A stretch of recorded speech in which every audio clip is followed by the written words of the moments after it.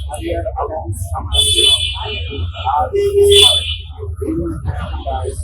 দেড় ঘন্টা কালীমত সৈরত উদ্যানের কালীমত গেট এলাকা আমরা চলেছি মোটরসাইকেল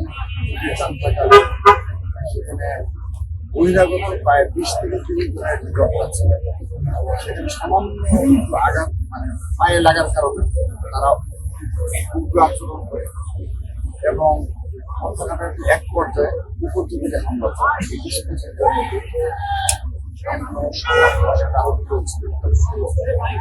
3জন বাইকে ছিল। ওই বহিরাগত প্রায় 25 থেকে 30 জন আমরা জেনেছি তারা তারা মাথায় আঘাত করে ছুরিক আঘাত।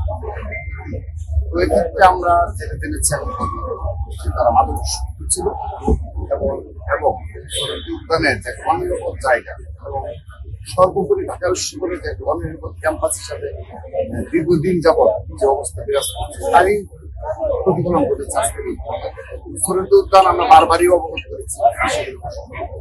এটি অনিরাপদ স্থান রয়েছে যেখানে মাদক সেবন প্রকাশ্যে দিনে এবং রাতের মাদক সেবন করে তারই প্রতিফলন ঘটেছে আজকে বলে আমরা এখন পর্যন্ত জেনেছি। আমরা তদন্ত শেষ হওয়ার আগ পর্যন্ত আমরা ঘোষণা পাচ্ছি না, আমরা জেনেছি সেগুলি আমরা বলছি। তবে এর পেছনে আরো কোনো রহস্য রয়েছে কিনা সেটি আমরা পুলিশ এসেছে আর ইতিমধ্যে তাৎক্ষণিকভাবে আমাদের অবগত হচ্ছে যে তারা ইতিমধ্যে তদন্ত করছে তাদের রাতের মধ্যে আমরা জানতে পারবো। মূল যে বিষয়টা সেটি হলো ঢাকা বিশ্ববিদ্যালয় অনিরাপদ ক্যাম্পাস যে হয়েছে দেখেন আপনি ঢাকা বিশ্ববিদ্যালয়ের শিক্ষা ভবন থেকে আপনি যদি ছবি ফলো করেন এই স্পটটা আপনি দেখবেন কি ধরনের মানসিক অবস্থা। একইভাবে এই উদ্যান সংলগ্ন এলাকা শাহবাগ থেকে আপনি যদি জুয়েল চক্র পর্যন্ত যান দেখবেন যে এখানে মাদকের অভয়ারণ্য গড়ে উঠেছে।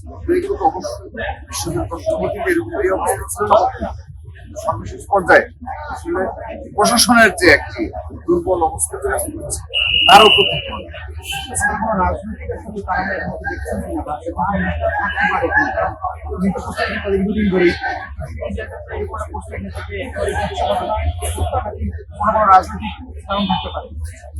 সত্যিকার অর্থে সাম্য আমাদের দীর্ঘদিনের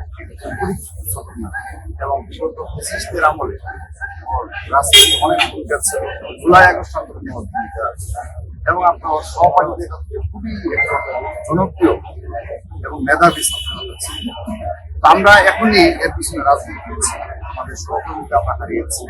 সেজন্য আমরা কোনো কারণ বুঝতে চাই না। আমরা আমাদের সহপাঠী আমাদের সহযোগিতা হত্যা বিচার দাবি করছি যে বা যারা জড়িত এবং আমরা বিশ্ববিদ্যালয় প্রশাসন এবং পুলিশ প্রশাসনের নিকট ছেড়ে দিচ্ছি তারা যেন সুষ্ঠু তদন্তের মাধ্যমে তথ্য দেখবেন। আমরা আমাদের আমরা এখনই এর পিছনে কি রহস্য রয়েছে আমরা